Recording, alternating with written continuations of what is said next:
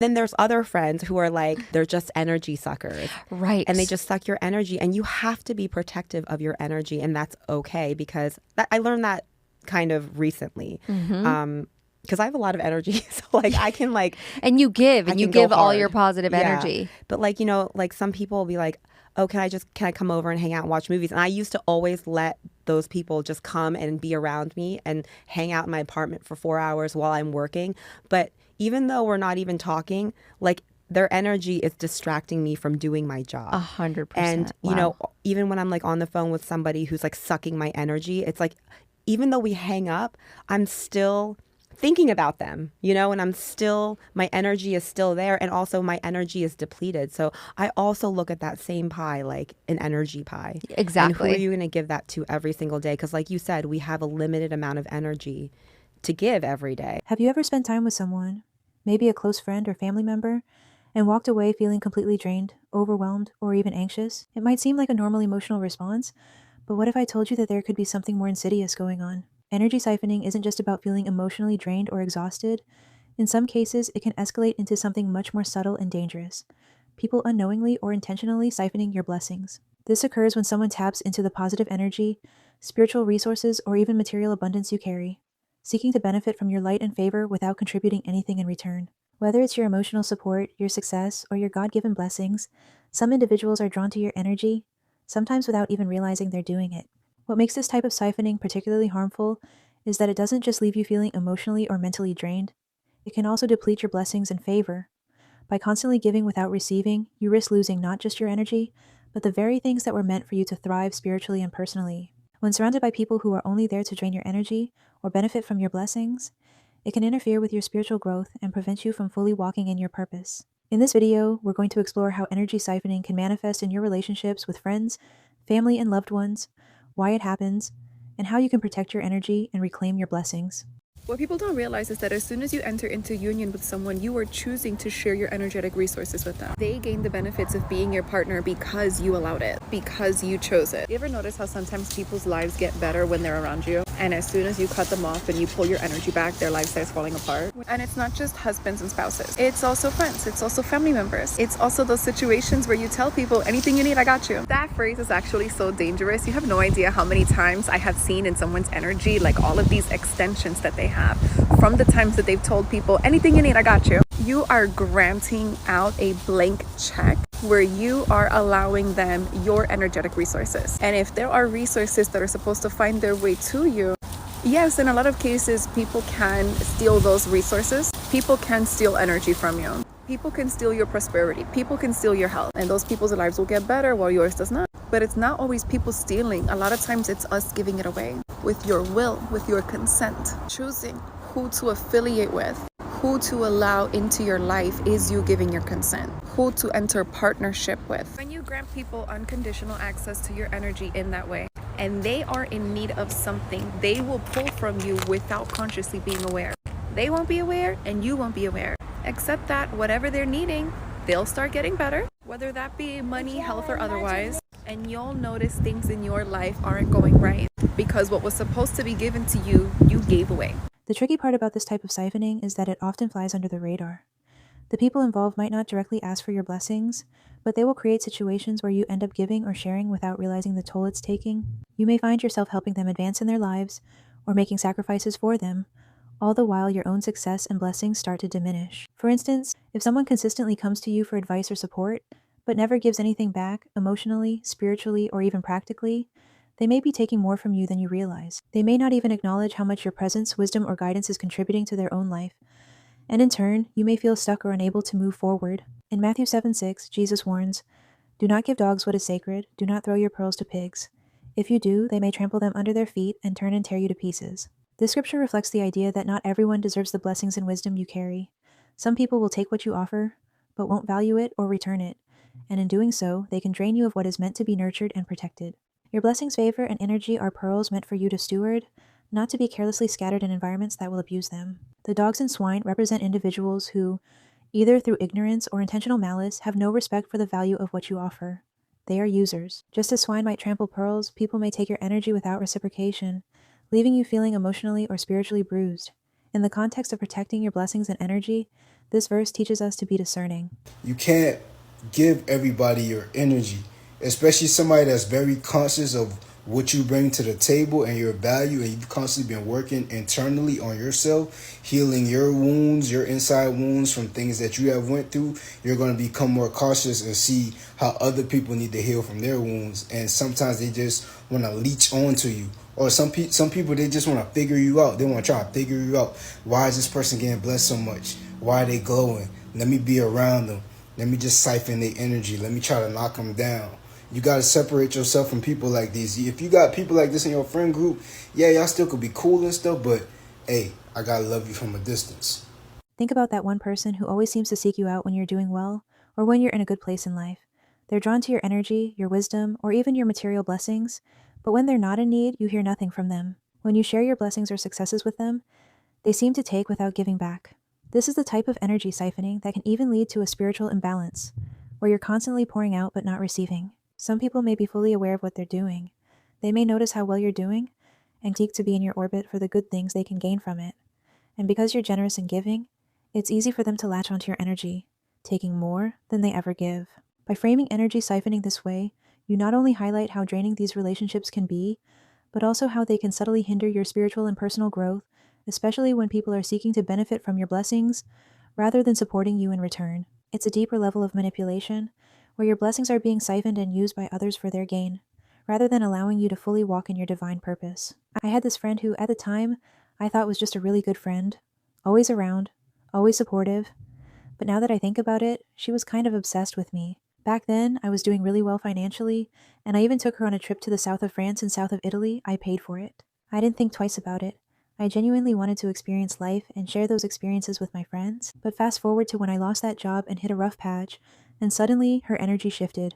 Instead of being supportive, she started making weird snide remarks, little jabs about how she was doing better than me, like it was some kind of competition, and I remember thinking, girl, did you forget I took your ass to Europe? Like, where's this attitude coming from? I was really young and naive, so I ignored the red flags and kept her around longer than I should have. But now, looking back, I genuinely think she was either feeding off my energy or maybe even trying to swap destinies with me. I had landed a high-paying job right out of college, while she, who was much older, was still struggling to get ahead. But the moment my situation took a nosedive, hers skyrocketed, almost like a switch flipped. And here's where it gets interesting. Her family was Christian, but I know she was deep into Santeria. We had gone to several practitioners together when we were still friends. Back then, I didn't think much of it, but now, yeah, something wasn't right. We're obviously not friends anymore, but it still blows my mind how some people can smile in your face while secretly working against you. I'm going to use this verse again, Matthew 7:6. Give not that which is holy unto the dogs, neither cast ye your pearls before swine, lest they trample them under their feet and turn again and rend you. In this verse, Jesus is warning against giving what is precious, what is holy, into the hands of those who do not appreciate it. When you give freely to those who do not honor or appreciate your gifts, they may eventually turn against you. You don't need nobody to support you, bro. I don't care who it is. You don't need nobody, bro. Except you and the man upstairs, bro. That's it, bro. Because at the end of the day, bro, you got people who only gonna support you once they start seeing progress, bro. They only gonna support you when they start seeing you grow. They only gonna support you when they start seeing your grind finally pay off. And that's just how it is, bro. Let's move on to part 2. Energy siphoning through stealing your life force. If you are in a situation where you have family that's holding you back from connecting with your higher self, that's holding you back from your goals, you need to figure out how can you spend less time with them. So you need to really take some time out. If you living with some family that don't support your goals, they don't support you, you always arguing with them, etc., etc., you need to protect your energy from that family. Real shit. You will be able to help them in the long run, but right now, you need to figure out, okay, is this somebody's house? Can I go over a cousin's house? Find somewhere alone. A friend or family member can drain your mental, emotional, spiritual, or even life force energy. This can be intentional or unintentional, but the result is the same. You feel exhausted, unbalanced, or physically drained after interacting with them. It often disguises itself as emotional support, companionship, or simple requests for help. In reality, these individuals feed off your energy, leaving you depleted while they feel recharged. It can manifest as mental fog, persistent fatigue, or a lingering sense of overwhelm. Look out for these signs of energy siphoning: emotional neediness, constantly seeking validation, reassurance, or attention, leaving you drained. Passive-aggressive manipulation, subtle tactics that guilt trip or control you, making you feel uneasy. One-sided demands, always taking your time, energy, or resources without reciprocation. Micah 7:5-6. Trust ye not in a friend, put ye not confidence in a guide. Keep the doors of thy mouth from her that lieth in thy bosom. For the son dishonoureth the father, the daughter riseth up against her mother, the daughter-in-law against her mother-in-law. A man's enemies are the men of his own house. This passage reveals a hard truth. Sometimes the people closest to us can be the ones who drain us the most, whether spiritually, emotionally, or even physically. The people closest to you, friends, family, those you trust, may not always have good intentions.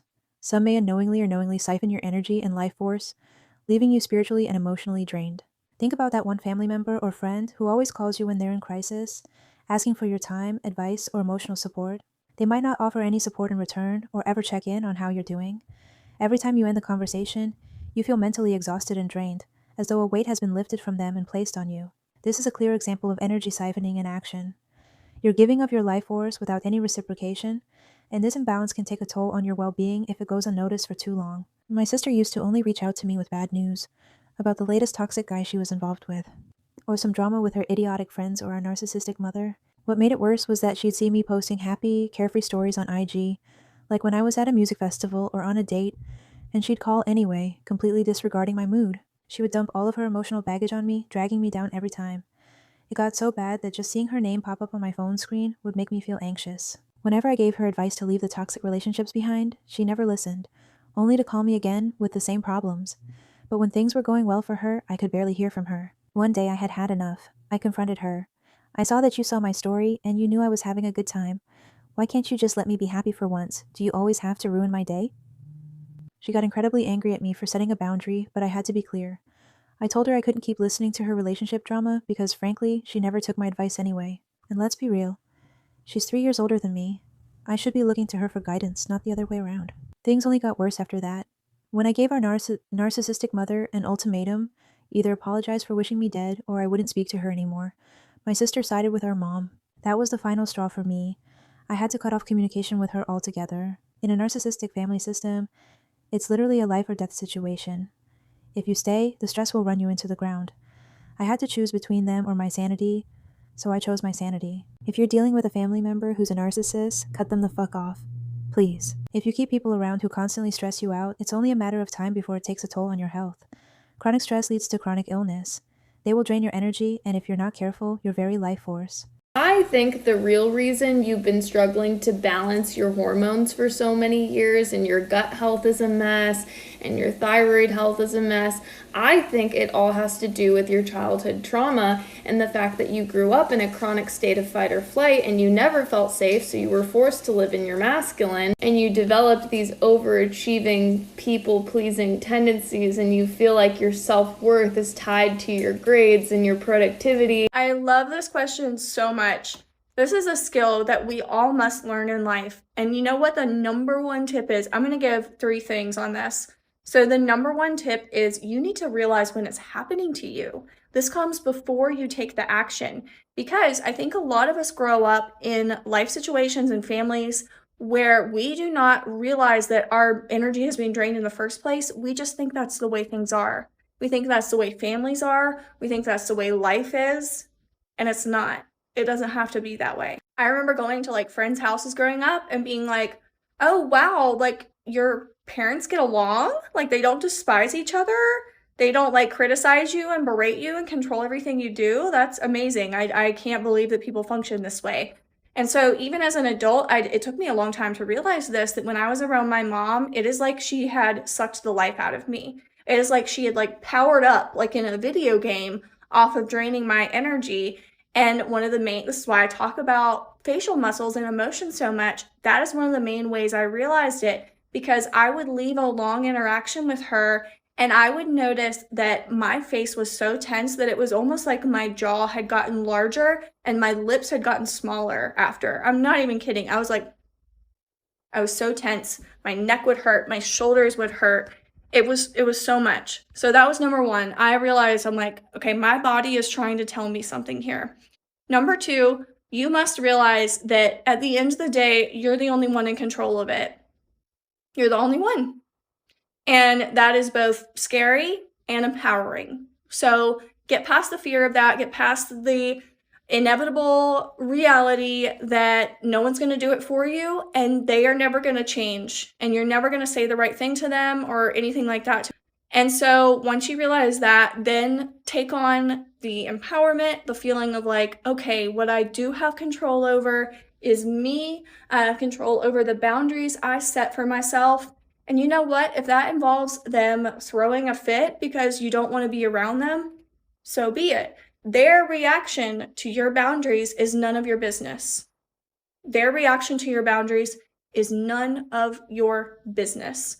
You stick to them, you respect yourself, and you teach others how to treat you. And if they can't do that, then the answer is clear. You know the answer. Number 3, last one, always have grace for yourself. Always have patience with yourself. Always have understanding. Give yourself the unconditional love that they are not willing to give you. And that will help you not feel so drained when you leave those interactions because you've given that to yourself. Let's talk about ways to protect yourself from energy siphoning in relationships with friends and family. Set boundaries. You are not obligated to say yes to every request, conversation, or demand on your time. Learning to say no without guilt is essential for maintaining your energy and well-being. Establish clear boundaries regarding how much you are willing to give and how often. Some people will take as much as you allow, so it's up to you to create limits that protect your peace. Matthew 7:6 warns us, "Do not give dogs what is sacred. Do not throw your pearls to pigs." This means you must discern where and to whom you pour your energy. Your spiritual resources are valuable. Don't waste them on people who do not appreciate or respect them. Pray for discernment. Not everyone in your life has good intentions, and even those who do may still drain you without realizing it. Ask God for discernment to recognize relationships that are spiritually depleting. Some connections are meant to uplift you, while others pull you away from your purpose. Seeking God's wisdom will help you distinguish between the two. Protect your spiritual health. The stronger your spiritual foundation, the less vulnerable you are to energy siphoning. Prioritize prayer, worship, and reading the Word to stay spiritually grounded. When you are connected to God, you become less susceptible to manipulation, emotional exhaustion, or spiritual attacks. If a relationship is draining you, it's okay to take a step back or even distance yourself entirely. 1 Corinthians 15:33 states, "Do not be misled. Bad company corrupts good character. Who you surround yourself with matters. If a person consistently disrupts your peace, it may be time to limit their access to you." This the realest shit you gon' hear. Learn how to play dead emotionally. When you dealing with people who are just unhealthy for you, you gotta learn how to, you feel me? Take your emotions out of it and understand that some people just ain't gonna change. Protecting your energy is not selfish. It's necessary. If you recognize that a friend or family member is toxic, setting boundaries or even stepping away from them is not unkind. It's a form of self-preservation. You are called to walk in God's favor, and that means safeguarding your mental, emotional, and spiritual well-being. Not everyone is meant to have unlimited access to you, and that's okay. And you ain't wrong. You is not wrong. You stop talking to them folks. You cut them folks off. You cut him off. You cut her off. It hurt you, but you is not wrong. Fuck them. Okay? It don't matter what nobody say, how nobody try to make you feel, what type of relationship that is, your mama, your daddy, cousin, brother, sister, boyfriend, girlfriend, whoever it is, you cut them off. If they fucking with your mental health, they messing with your peace, cut them off. Turn them loose. You is not wrong. You ain't wrong. And if you got to do it again to somebody else you love, do it again to somebody else you love. Love ain't strong enough to hold nobody that's bringing you down. Let them go.